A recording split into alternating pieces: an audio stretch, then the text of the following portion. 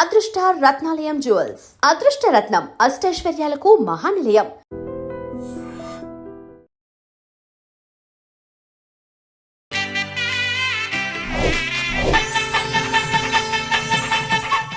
ఐడ్రీమ్ ప్రేక్షకులకు నమస్కారం. నేను ఉదయశ్రీ.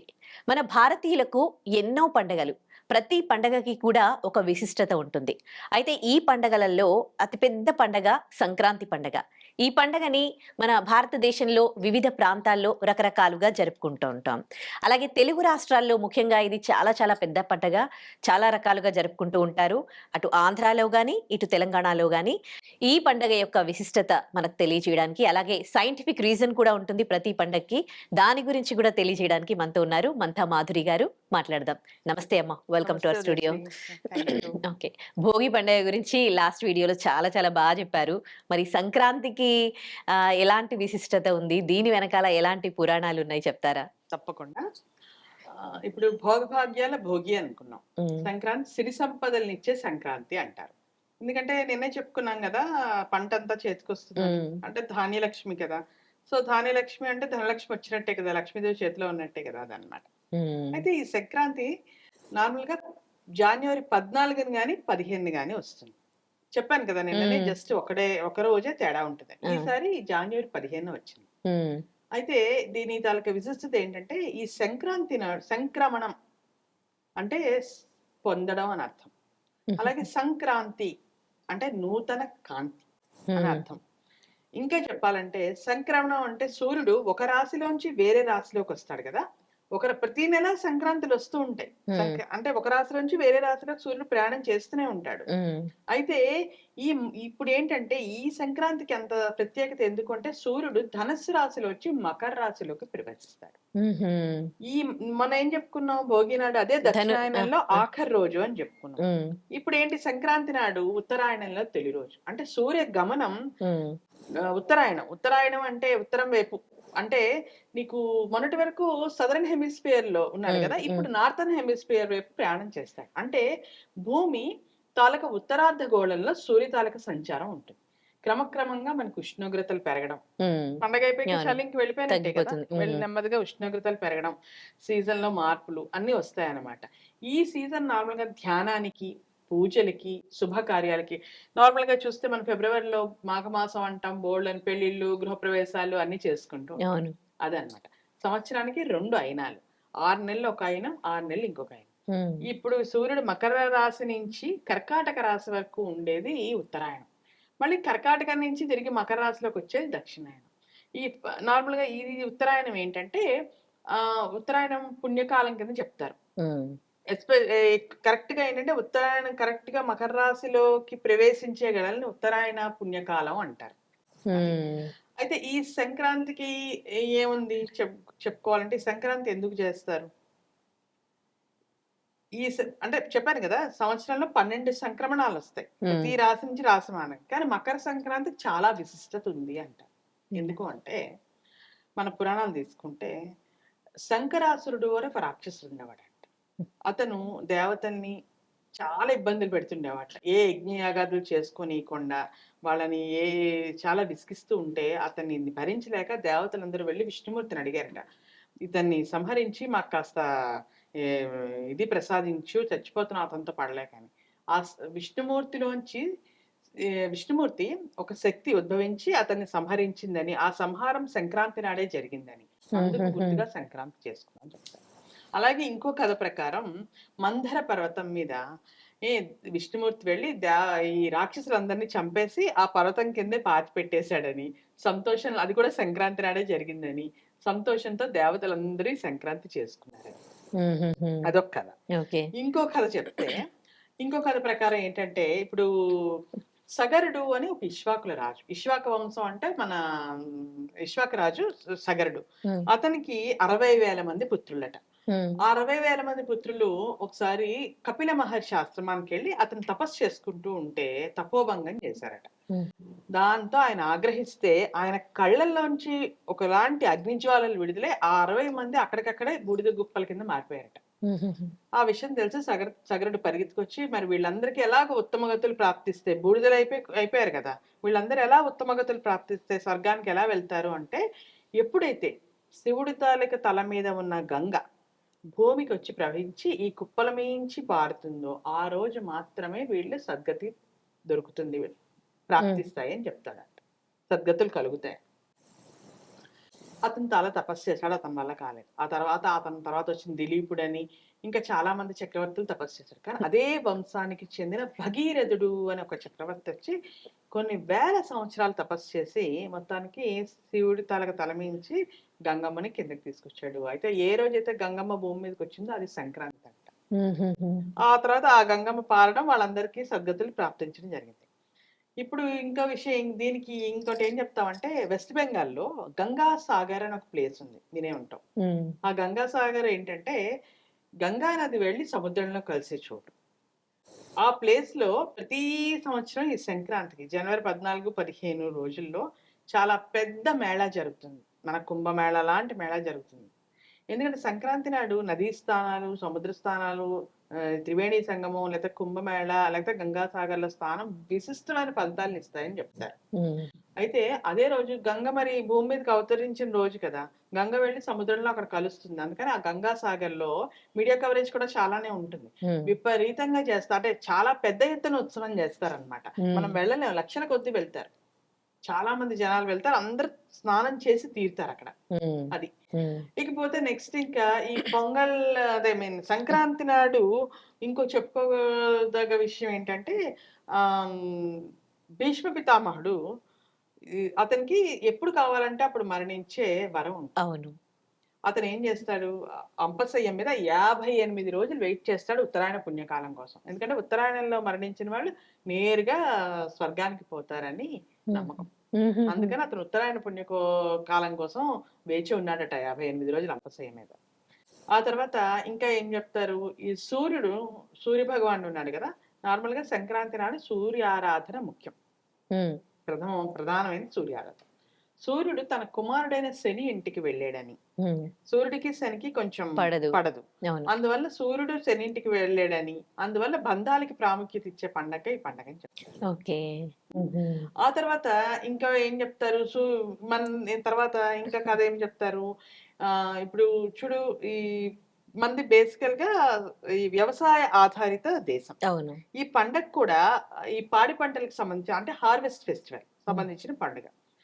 ఈ రోజు నాడు సంక్రమణం నాడు పంట ఇంటికి వచ్చిన కొత్త బియ్యం, ఆవు పాలు, తర్వాత కొత్త బెల్లం, తర్వాత అన్ని వేసి ఆవు నెయ్యి వేసి ఆరు బయట సూర్యుడికి ఎదురుగా ఈ మన ఆవు పేడతో చేసిన పిడకలు ఉంటాయి కదా, పిడకల మీద పాయసం వండుతారు, పరమాన్నం వండుతారు. దాన్ని పొంగల్ అంటారు. అందుకే మనం సంక్రాంతికి విష్ చేస్తున్నప్పుడు పొంగల్ అని విష్ చేస్తుంటాం, హ్యాపీ పొంగల్ అని. అలా వచ్చి పొంగల్ ఇవ్వండి నైవేద్యం పెడతారు సూర్యుడికి. అందుకని ఆ పండగకి కూడా పొంగల్ అనే దీంతో సంబోధిస్తూ ఉంటారు అనమాట సంక్రాంతి పండుగను కూడా. అయితే ఈ ఆ రోజు సూర్యారాధన విశేషమైన ఫలితాలను ఇస్తుందని కూడా చెప్తారు. ఇంకా సంక్రాంతి అంటే గుర్తొచ్చేది ఏంటి, ఒక నువ్వులు కానీ పొద్దున నువ్వులతో స్నానాలు చేస్తారు కదా, ఆ నువ్వులు ఎందుకు పెట్టుకుంటారు? కొంతమంది ఏంటంటే ఈ పండగని తర్వాత వద్దాం అక్కడికి, నెక్స్ట్ తర్వాత సంక్రాంతి అంటే గుర్తొచ్చేది ఇంకోటి ఏముంది, హరిదాసులు విష్ణునామ తిరునామం పెట్టుకొని చిరతలు పట్టుకొని పైన ఒక పాత్ర పెట్టుకొని, ఆ పాత్రని అక్షయ పాత్ర అంటారు. అది భూమికి సంకేతం అంటారు. భూమిలాగే ఉంటుంది, గుండ్రంగా ఉండి దానిపైన ఇలా గీతలు ఉంటాయి. మన లాటిట్యూడ్స్ లాంగిట్యూడ్స్ గీస్తే భూమి ఎలా ఉంటుందో అలా ఉంటుంది ఆ పాత్ర. ఆ పాత్ర తలమే పెట్టుకొని ఇంటింటికి వస్తారు. వాళ్ళు అక్కడ వస్తున్నారని తెలిస్తే వీళ్ళు ఇక్కడ బియ్యమో ఏదో కానుకలో పెట్టుకొని ఉంటారు. ఆ పాత్రలో ఆ బియ్యమో ఆ కానుకలు వేస్తారు. అతన్ని సాక్షాత్ విష్ణు స్వరూపుడిగా భావిస్తారు. ఆల్రెడీ లక్ష్మీదేవి ఇంటికి వచ్చేసింది పంట రూపంలో. హరిదాస్ కాలు పెడితే విష్ణుమూర్తి వచ్చినట్టు. ఇంకా ఎందుకని అతను ఆ పాత్ర తన ఇంటి దగ్గర తలమే పెట్టుకుంటాడు, మళ్ళీ ఇంటికి వెళ్ళాకే దించుతాడు. అది భూమిలాగా అక్షయ పాత్ర అనమాట, భూమికి సంకేతం అని చెప్తారు. అతను మనం వెయ్యాలంటే భిక్ష అతను వంగి తీసుకుంటాడే తప్ప పాత్రని కింద పెట్టాడు. ఎవరింట్లో అయితే మనం లేదని పంపించినా, లేకపోతే అతను మన ఇంటికి రాకపోయినా ఆ ఇంటికి అరిష్టం అంటారు. దేవుడిని మననేమో నెగ్లెక్ట్ చేస్తాడు, ఇగ్నోర్ చేస్తాడు అంట. దేవుడు మీకు మన మీద కృపలేదు అనుకుంటారు. ఆ తర్వాత ఇంకా ఏం గుర్తొస్తుంది సంక్రాంతి అంటే, వంటలు అవన్నీ చేసుకుంటూ పిండి వంటలు, రెగ్యులర్ గంగిరెద్దులు. హా, డూడు గంగిరెద్దు. బసవన్నలు అవును. ఆడిస్తారు కదా, ఆ ఆ బసవన్నలు గంగిరెద్దులను ఆడించాం. ఉమ్, దానికి కూడా ఒక కథ ఉంది. పూర్వం గజాసురుడు అని ఒక రాజు ఉండేవాడంట, ఆ రాక్షస రాజు. ఉమ్, అతను శివుడు పాపం చాలా త్వరగా లొంగిపోతాడు కదా భక్త సులభుడు. ఎవరన్నా కాస్త ఉమ్. ఏమాత్రం దేహి అని అంటే చాలు ఆయన. ఇచ్చేస్తాడు. ఒక ఆ ఏదో అంటారు కదా, ఆ చిటికెడు బూడిదేసి చెంబు నీళ్లు పోస్తే చాలు శివుడికి ప్రసన్నం అయిపోతాడని. ఆ శివుడు ఏం చేశాడు, ఆ శివుడిని తపస్సు చేసి నువ్వు ఎప్పుడు నాతోనే ఉండాలి కాబట్టి వచ్చి నా పట్టలో కూర్చో అన్నట్ట. ఉమ్, శివుడు అట్లాగే వెళ్ళిపోయి ఆయన పట్టలో కూర్చో. దేవతలు వీళ్ళందరూ వచ్చారు, వెతికారు, 3 లోకాల్లో ఎక్కడా కనపడలేదు. తర్వాత ఎలాగో చూస్తే తెలిసింది వాళ్ళకి గజాసుడు పొట్టలో ఉన్నాడని. ఉమ్. అతన్ని బయటికి ఎలా రప్పించాలి? అందుకని విష్ణుమూర్తి ఒక ఉపాయం ఆలోచించి, ఎప్పుడైతే ఎప్పుడైతే ఈ ఈ నందీశ్వరుడు ఉంటాడు కదా శివుడు ముందర, ఆ నందీశ్వరుణ్ణి గంగిరెద్దులాగా అలంకరించి దేవతలందరికీ తలా వాయిద్యం ఇచ్చి పాటలు పాడుకుంటూ కిందకి వెళ్ళి వాళ్ళ తాలూకా ఆట పాటలు రకరకాల విన్యాసాలు నృత్యాలతో గజాసురుణ్ణి ఏ, సంతుష్టిని చేసి ఉమ్, అప్పుడు గజాసురుడు అడుగుతాడు, నీకే వరం కావాలంటే నీ పొట్టలో ఉన్న శివయ్య కావాలని ఆ నంది కొమ్ములతో అతన్ని సంహరించి ఆ శివయ్యని బయటకు తీసుకొస్తారు. అప్పటి నుంచి ఎద్దులను అలంకరించి గంగిరెద్దులను ఆడే సాంప్రదాయం ఉంది అని ఒక కథ చెప్తారు. ఓకే. తర్వాత వచ్చేది ఏంటి, పితృదేవతారాధన. ఇందాక నువ్వు అన్నావు కదా నువ్వులు అని. ఉమ్, చాలా ప్రాంతాల్లో ఈ పండగని పెద్దల పండుగ అని కూడా అంటారు. అవును. నువ్వులతో స్నానం, తల మీద నల్ల నువ్వులు వేసుకుని ఉమ్, స్నానం చేసే ఆచారం కొన్ని ప్రాంతాల్లో ఉంటే, అంటే ఈ ఎందుకంటారంటే ఆ రోజున ఈ దేవతలందరూ ఆమ్, దక్షిణాయనం అంతా వాళ్ళకి రాత్రి, ఉత్తరాయణం పగలు. మన సంవత్సరం దేవతలకు ఒక రోజు. ఉమ్, అప్పుడే వాళ్ళందరూనేమో స్వర్గం వైపు వెళ్తూ ఉంటారట. ఈ చనిపోయిన పెద్దలు ఎవరైతే ఉన్నారో మన ఇళ్లలో, వాళ్ళు కూడా దేవతలతో పాటు స్వర్గానికి వెళ్తారని, ఉమ్, ఆ రోజు మనం గనక పితృదేవతలను ఆరాధిస్తే మిగతా 12 సంక్రమణాలను ఆరాధించిన ఫలితం వస్తుందని ఉమ్, ఉమ్, చాలా పెద్ద ఎత్తున ఆరాధిస్తారు. అంటే వాళ్ళకి ఇష్టమైన పదార్థాలన్నీ చేయడం, వాళ్ళకి ఏవో బట్టలు పెట్టడం, అవి ఇంకొకరు ఎవరికి ఇవ్వడం, బ్రాహ్మణులు పిలిచి స్వయం పాకాలు ఇవ్వడం, నువ్వులతో చేసిన పదార్థాలు వండడం, అవి తినడం. అలాగే తిలాదానం అని విశేష ఫలితాలను ఇస్తుందంట.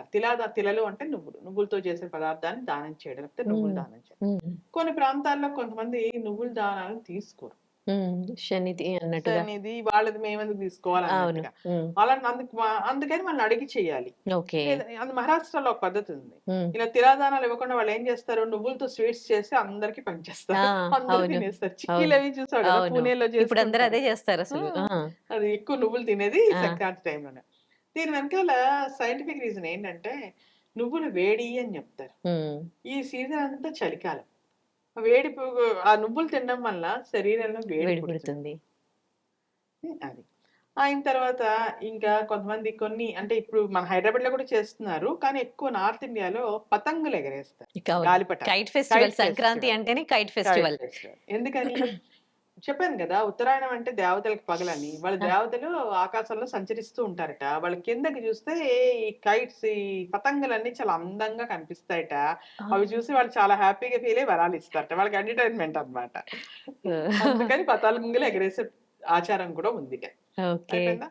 ఇంకేముంది, నువ్వు చెప్పినట్టు రకరకాల పిండి వంటలు, అరిసెలు. అరిసెలలో కూడా మళ్ళీ నువ్వులు ఎక్కువ వేస్తారు. అవును. ఎందుకంటే ఈ ఆ. వేడి, శరీరంలో వేడి పుట్టడానికని అరిసెలు, ప్రత్యేకంగా అరిసెలు చేస్తారు ఉమ్, సంక్రాంతి అంటే. అవును. ఇంకా రకరకాల పిండి వంటలు, ఇంకా పితృదేవత ఆరాధన, ఇష్టదైవారాధన, పూజలు, కొత్త బట్టలు, ఇవన్నీ కామనే కదా. తర్వాత కొత్త ఇంట్లో అందరూ బంధువులు, ముఖ్యంగా ఈ సంక్రాంతికి కూతురు అల్లుడు, కొత్త అల్లుళ్ళు మరీ ప్రత్యేకంగా ఉమ్, వస్తారు. పండక్కి వస్తారు. పండగకి వస్తారు, పిలుస్తారు, వాళ్ళని ఇన్వైట్ చేస్తారు, చేసి వాళ్ళకి కావాల్సినంత ఇవ్వడం. ఎందుకంటే కొత్త అల్లుడిని కూడా సాక్షాత్తు విష్ణుమూర్తి లాగా ఉమ్, భావిస్తారనమాట. ఓకే. తర్వాత ఇందాక మనం చెప్పుకున్నాం కదా గంగిరెద్దులని. గంగిరెద్దులు కూడా వచ్చి ఆడిచ్చి ప్రతి ఇంట్లో కాలు పెట్టించుకుంటారు. ఎందుకంటే గంగిరెద్దులు అలా కాలు పెడితే శివయ్య ఇంట్లో కాలు పెట్టినట్టు, సాక్షాత్తు పరమశివుడు కాలు పెట్టినట్టు. ఉమ్, పండగ అంటే అందరూ దేవతలు కూడా రావాలన్నమాట. ఓకే. ఇంకా రంగురంగుల ముగ్గులు, భోగి కుండలని, పొంగల్ కుండలని, చెరుగళ్ళని, పతంగులని, రకరకాల ముగ్గులు వేస్తారా, తోరణాలు, ఇవన్నీ క్వైట్ కామన్. ఉమ్, కొత్త బట్టలు, సంక్రాంతి సంబరాలు, అందరూ బంధువులతో గడపడం, ఇవన్నీ. ఇంకా ఈ రోజు ఇంకో ప్రత్యేకత ఏంటంటే ఆ కూష్మాండ దానం. ఉమ్, కూష్మాండం అంటే సంస్కృతంలో కూష్మాండం అంటే తెలుగులో గుమ్మడికాయ అని అర్థం.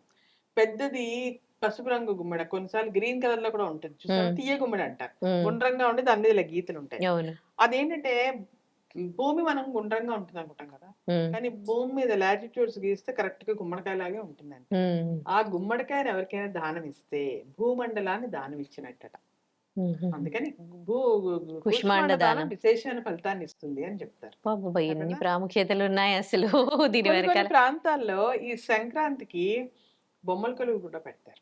బొమ్మల కొలువులు, కోడి పందాలు. కోడి పందాలు ఈ ఉభయ గోదావరి జిల్లాలో కోడి పందాలు. ఆ కోడుల్ని సంవత్సరం పాటు బ్రహ్మాండంగా పెంచి వాటికి జీడిపప్పులు గట్ర పెట్టి వేలు ఖర్చు పెడతారు. వాటి పందాలు అవి ఏంటంటే రాజుల తాలూకా పౌరుషానికి ప్రతీకగా చెప్తారు.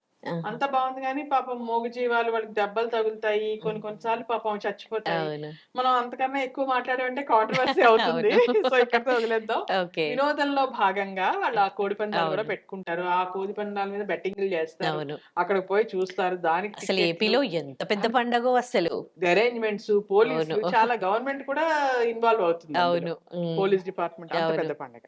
అయితే ఈ సంక్రాంతిని కూడా రకరకాలుగా దేశం అంతా చేసుకుంటారు. రకరకాల మాఘీ అని పిలుస్తారు కొంతమంది మకర సంక్రాంతి అని చాలా పిలుస్తారు. కొన్ని ఏరియాల్లో, కొన్ని స్టేట్స్ లో దీన్ని మాఘీ అని పిలుస్తారు. ఇందాక చెప్పినట్టే, భోగిలో చెప్పుకున్నట్టే కొద్ది గొప్ప మార్పులతో చిన్న చిన్న చేంజెస్ ఉంటాయి ఎవరి ఆచారాల ప్రకారం.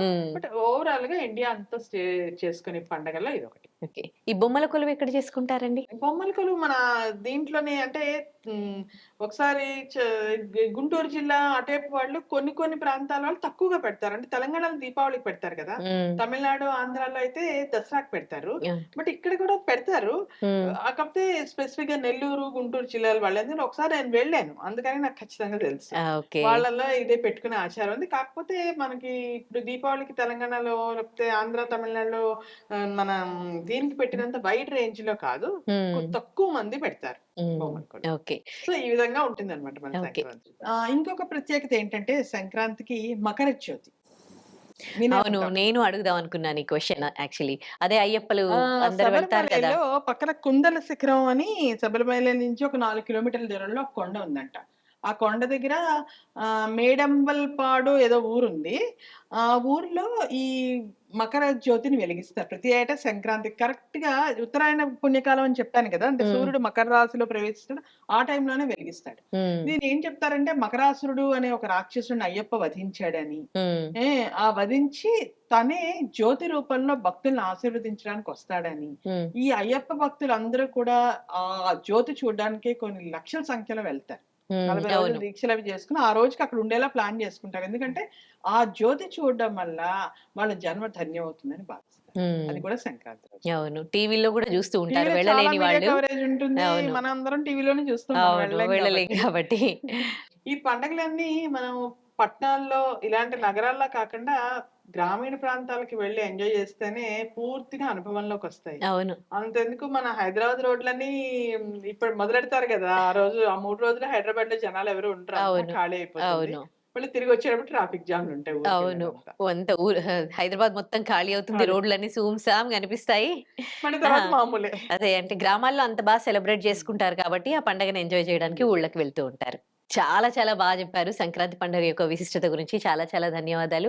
ఈ విశిష్టత తెలుసుకుని అందరూ కూడా సంక్రాంతిని చాలా బాగా సెలబ్రేట్ చేసుకోవాలని కోరుకుంటూ థ్యాంక్ యూ సో మచ్.